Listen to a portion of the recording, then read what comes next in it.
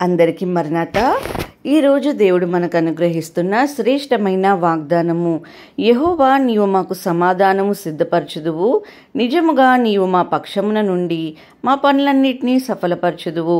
యెషయా గ్రంథము 26వ అధ్యాయము 12వ వచనము. Lord, you establish peace for us.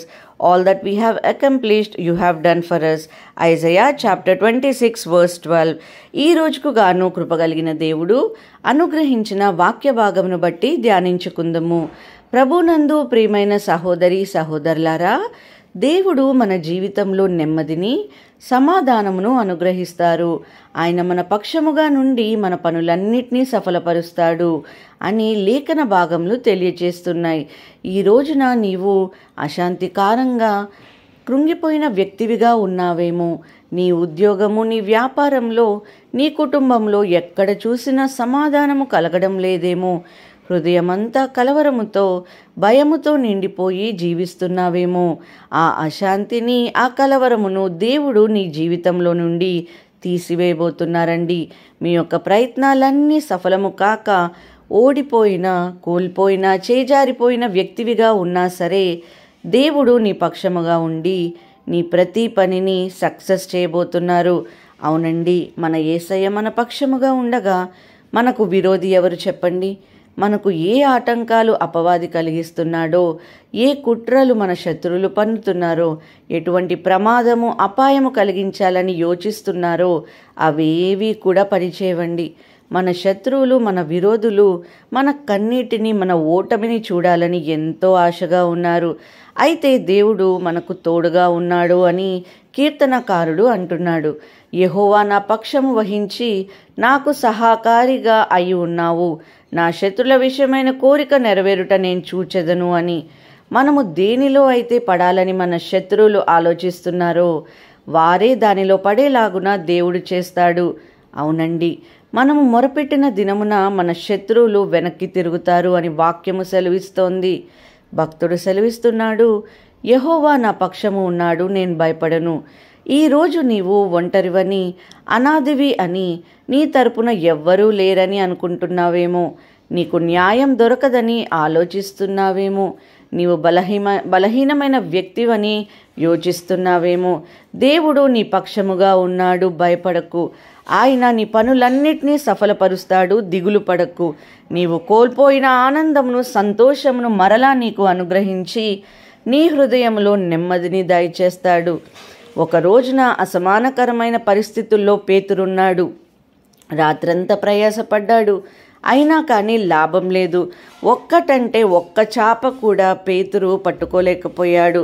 తన వృత్తిలో తాను నైపుణ్యుడే అయినప్పటికీ ఆ రోజు ఓడిపోయిన వాడిగా ఉన్నాడు. అవును కదండి, మనము ఎన్ని జాగ్రత్తలు తీసుకున్నా, ఎంత బందోబస్తు చేసుకున్నా, ఎంత ప్రణాళికలు వేసుకుని నడుస్తున్నా ఎక్కడో ఒక చోట ఏదో ఒక రోజు తప్పులో పడిపోతాము, ఓడిపోతాము. అశాంతి, నిరుత్సాహము, నిస్సత్తువ ఆవరిస్తుంది. పేతురు కూడా అదే విధంగానే ఉంటే యేసయ్య పేతురు పడవలో ప్రవేశించాడు. యేసయ్య పేతురు పక్షముగా ఉండి చేపలకు ఆజ్ఞాపించాడు. అంతవరకు చేపలన్నీ ఎక్కడికి పోయాయో తెలియదు, కానీ ఒక్కసారిగా అన్నీ పేతురు వలలో చిక్కుకున్నాయి. పేతురు కోల్పోయిన సంతోషము వచ్చింది. పేతురు చేయాలనుకున్న పని కూడా సఫలమైంది. దానికి కారణం ఏమిటండి? దేవునికి పేతురు లోబడటమే. ఈ రోజున ఈ మాటలు వింటున్న ప్రియమైన సహోదరి సహోదరుడా, నీవు కూడా దేవునికి లోబడితే నీవు కూడా అద్భుతాన్ని చూస్తావు.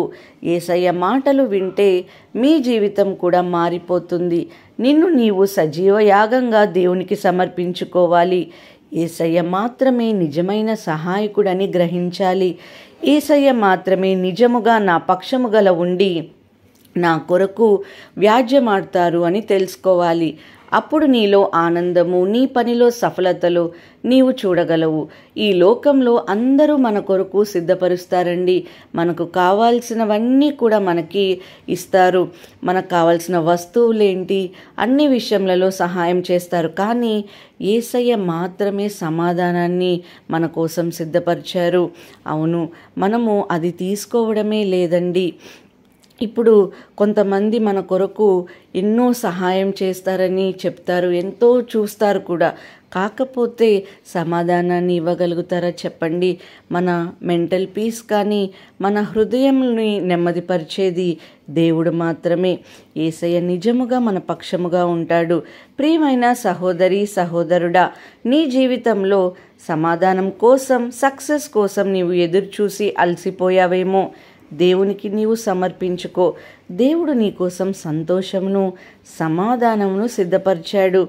అవును, కొన్ని కార్యములు ఆలస్యం అవ్వచ్చు, కానీ విశ్వాసముతో మనము ఎదురు చూసినట్లయితే మనకి సక్సెస్ దొరుకుతుందండి. ఏ విధంగా అయితే పేతురు లోబడ్డారో మనం కూడా లోబడినట్లయితే దేవుడు మన జీవితంలో గొప్ప అద్భుత కార్యము చేస్తారు. దేవుడి మాటలను దీవించి మన హృదయంలో ఫలింపచేయునుగాక. వాక్య భాగమును బట్టి ప్రార్థించుకుందాం. ప్రతి ఒక్కరు కూడా ప్రార్థనలో ఏకీభవించగలరు. ప్రార్థన. మహాపరిశుద్ధుడా, ఘనమైన తండ్రి, మీకు స్తోత్రములు ప్రభా. యేసయ్య, ఈ ఉదయకాల సమయంలో ప్రభా మమ్మల్ని అందరినీ కూడా సజీవ లెక్కలో ఉంచినందుకు స్తోత్రములు తండ్రి. నజరేయుడైన యేసు, ఈ ఉదయకాల సమయంలో ప్రార్థన చేస్తున్నాము ప్రభా. పేతురు వలె మేము కూడా తండ్రి మీకు లోబడటానికి, యేసయ్య మీకు ఇష్టమైన బిడ్డలుగా జీవించటానికి మాకు యేసయ్య తోడుగా ఉండమని వేడుకొంచున్నాము. ఈ లోకంలో ఎన్నో పాపములు తండ్రి, ఎన్నో తప్పులు కూడా చేసేస్తుంటాము ప్రభా. కానీ ప్రభా తండ్రి, మమ్మల్ని క్షమించండి యేసయ్య. ఈ ప్రార్థనలో ఏకీభవిస్తున్న ప్రతి ఒక్కరి కొరకు ప్రార్థన చేయుచున్నాం ప్రభా. యేసయ్య, కార్యం కొరకు ఎదురు చూస్తున్న వారందరికీ నా ప్రభా యేసయ్య మీరు తోడుగా ఉండి వారి జీవితంలో నా ప్రభా గొప్ప కార్యం జరిగించమని యేసు నామంలో అడిగి వేడుకొంచున్నాం పరమ తండ్రి. ఆమేన్.